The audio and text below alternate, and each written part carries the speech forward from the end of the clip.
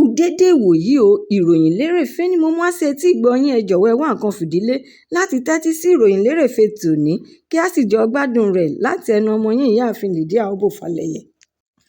Òṣìṣẹ́ Dìpámẹ́ǹtì State Service DSS ní òwúrọ̀ ọjọ́rú ti fi ọwọ́ ṣìnkún òfin mú mínísítà àná tẹ́lẹ̀ rí ti sáyẹ́ǹsì àti tẹkinọ́lọ́jì Uche Nnaji ní ibùdókọ̀ òfurufú ti Akanu Ibiam International Airport Enugu, níbi tí ó ti fẹ́ wọ ọkọ̀ òfurufú aládàáni rẹ̀ lọ sí ìlú Àbújá.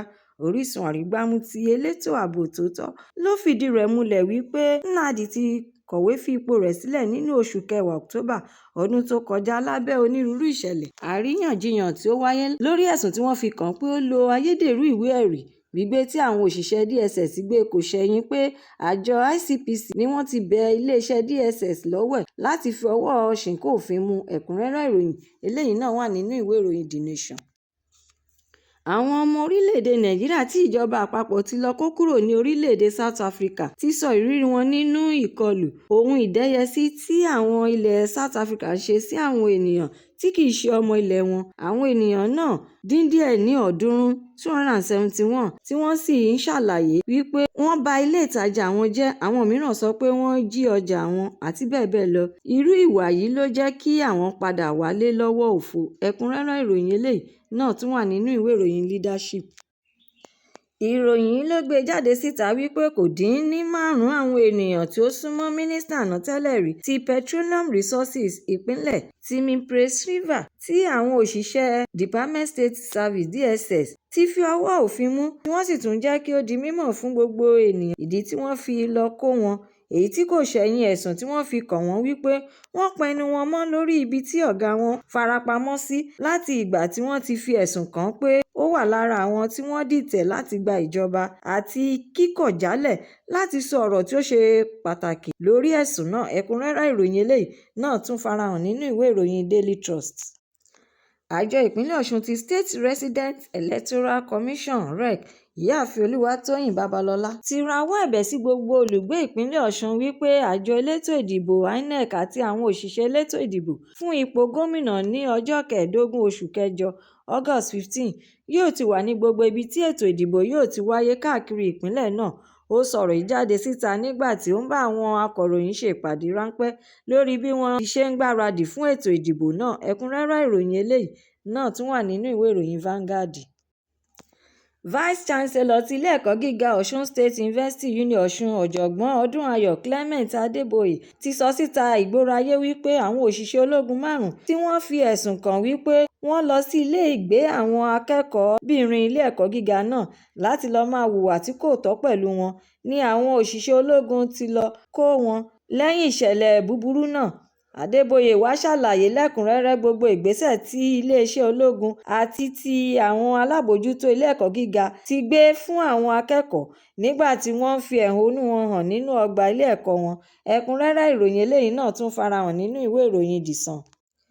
Ìròyìn eléyìí náà ló tún gbé jáde síta gbangba wáyàyé wípé iléeṣẹ́ ààrẹ ti láhùn nípa fífèsì sí ọ̀rọ̀ ẹ̀sùn tí Adéníyì Adéyẹmí, Director General ti Presidential Foreign Intervention Promotion Council (PFIPC) fi kan Fẹ́mi Gbàjàbíàmílà pé ó gba owó tí ó tó mílíọ̀nù lọ́nà irinwó náírà (400 million naira) lọ́nà ẹ̀bùrú tí ó sì tún béèrè fún 200 mílíọ̀nù (200 million naira) láti fi gba ipò. Nínú ọ̀rọ̀ àkọsílẹ̀ ọ̀rọ̀ ààrẹ tí olùdámọ̀ràn pàtàkì sí ààrẹ lórí ọ̀rọ̀ àti ọgbọ́n inú Báyọ̀ Ọ̀nànúgà bu ọwọ́ lù ní ọjọ́rú ni pé Chief of Staff ti ààrẹ Bọ́lá Tinubu Fẹ́mi Gbàjàbíàmílà kò lè kọ̀wé tàbí fún ènìyàn nípò. Nítorí ìdí èyí wọ́n kàn ń lo Adéníyì Adéyẹmí láti fi dá wàhálà sọ́rùn Gbàjàbíàmílà ní. Ẹ̀kúnrẹ́rẹ́ ìròyìn eléyìí náà tún wà nínú ìwé ìròyìn Daily Post. Akọ̀wé àpapọ̀ ti ẹgbẹ́ Independent Petroleum Marketers Association ti ilẹ̀ Nàìjíríà Chinedu Ọ̀kadìkè ti gbé ìkìlọ̀ jáde ní ọjọ́ Ìṣẹ́gun níbi ọ̀rọ̀ ìfọ̀rọ̀wánilẹ́nuwò rẹ̀ wípé àwọn olùtajà ilé epo pẹtiró ti kéde láti ti ilé ìtajà wọn pa tí ìjọba àpapọ̀ bá gbìyànjú láti sọ iye owó tí àwọn gbọ́dọ̀ máa ta epo pẹtiró. Mínísítà ti State fún Petroleum Resources Oil Eniken Lopobiri náà ti fèsì nípa ṣíṣe ìkìlọ̀ ní ọjọ́ Ajé wípé ìjọba náà kò ní fi ààyè gba ìwà rírẹ́nijẹ àti jíjẹ èrè àpajúdé lórí àwọn oníbàárà wọn bí ó tilẹ̀ jẹ́ pé àkókò sísọ iye owó tí wọ́n gbọ́dọ̀ máa ta epo bẹtiró ti kọjá. Síbẹ̀ náà kò tún wá yẹ kí àwọn alágbàtà ọjà epo bẹtiró tún máa hu ìwà àìtọ́. Ẹ̀kúnrẹ́rẹ́ ìròyìn eléyìí náà tún wà nínú ìwé ìròyìn Punch. Ilé-iṣẹ́ Police Service Commission (PLC) ti fọwọ́ sí ìgbéga àwọn òṣìṣẹ́ ọlọ́pàá tí wọ́n dín díẹ̀ lọ́gọ́rùn-ún 93 lọ sí ìpele tí ó ga ju ibi tí wọ́n wà lọ, bí àwọn 13 tí wọ́n wà ní ipò kọmíṣánná ti ọlọ́pàá CPS lọ sí ipò igbákejì ọ̀gá pátápátá AIG.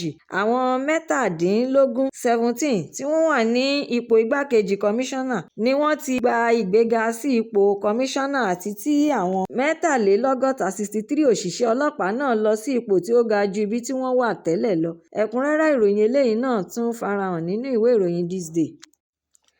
Àwọn ẹgbẹ́ Pro-Tinubu Group tí ó wà nínú ẹgbẹ́ òṣèlú All Progressives Congress (APC) àti ẹgbẹ́ Aṣíwájú Mandate Group (AMG) ti kígbe síta gbangba wálíà wípé gómìnà Lucky Aiyedatiwa bí ó ti ṣe ń ṣe ìjọba rẹ̀ ti fi ọwọ́ rọ́ àwọn ọ̀gálọ́gàá adarí, olùdá ẹgbẹ́ sílẹ̀ àti bẹ́ẹ̀ bẹ́ẹ̀ lọ sẹ́yìn, tí ó sì tún ti dọ́gbọ́n yọ ọwọ́ kílàńkó wọn kúrò láwo. Àwọn ẹgbẹ́ yìí tún wá ṣe ìkìlọ̀ wípé tí gómìnà bá tún tẹ̀síwájú nínú ìwà rẹ̀ yìí, ó ṣeéṣe kí ó má lè jẹ́ kí ààrẹ rọ́wọ́ mú ní ìpínlẹ̀ náà. Wọ́n sọ ọ̀rọ̀ yìí di mímọ̀ nígbà tí wọ́n bá àwọn oníròyìn sọ̀rọ̀ ní ìlú Àkúrẹ́, olú ìpínlẹ̀ Ondo. Ẹ̀kúnrẹ́rẹ́ ìròyìn eléyìí náà wà nínú ìwé ìròyìn The Guardian. Àwọn ẹgbẹ́ olùkọ́ NUT ti ìpínlẹ̀ Ọ̀yọ́ ti gùnlé ìyanṣẹ́lódì àìlópin ní ọjọ́ 1 oṣù kẹfà June 1 lẹ́yìn ìkọlù tí àwọn ajínigbé adàlúrú agbébọn ṣe, èyí tí wọ́n sì kó àwọn akẹ́kọ̀ọ́ 39 àti àwọn olùkọ́ 7 lọ ní iléèwé 3 ti ìjọba ìbílẹ̀ Oríire ní ìpínlẹ̀ Ọ̀yọ́ nínú oṣù karùn-ún May, ti wá so ìyanṣẹ́lódì náà kọ̀ ní ọjọ́rú lẹ́yìn tí wọ́n ti gba àṣẹ lọ́wọ́ àwọn adarí àpapọ̀ ẹgbẹ́ wọn pé kí wọ́n jẹ́ kí iléèwé ìjọba ti alákọ̀ọ́bẹ̀rẹ̀ àti ti girama di ṣíṣí káàkiri ìpínlẹ̀ náà, èyí tí wọ́n ti tì láti nǹkan bí oṣù díẹ̀ sẹ́yìn. Ẹ̀kúnrẹ́rẹ́ ìròyìn eléyìí náà wà nínú ìwé ìròyìn Premium Time. Ìròyìn lérèfé tòní kò ní jù báyìí lọ. Ẹ ṣé tí ẹ̀ ń tẹ́tí gbọ́ mi ní gbogbo ìgbà. A tún máa pàdé lọ́jọ́ mìíràn láṣẹ Èdùmàrè fún àkọ́tún ìròyìn lérèfé. Ẹ má ṣe aláìlọ́kàn sí YouTube channel ìròyìn lérèfé, kí ẹ jọ̀wọ́ kí ẹ bá mi subscribe, kí ẹ má tún gbàgbé fi èròǹgbà yín ránṣẹ́ sórí rẹ̀, kí ẹ bá lè máa ní àǹfààní láti máa gbádùn ìròyìn lérèfé síwájú àti síwájú sí. Ẹ ṣé mo dúpẹ́ tí ẹ̀ ń tẹ́tí gbọ́ mi ní gbogbo ìgbà. Ó dàbọ̀.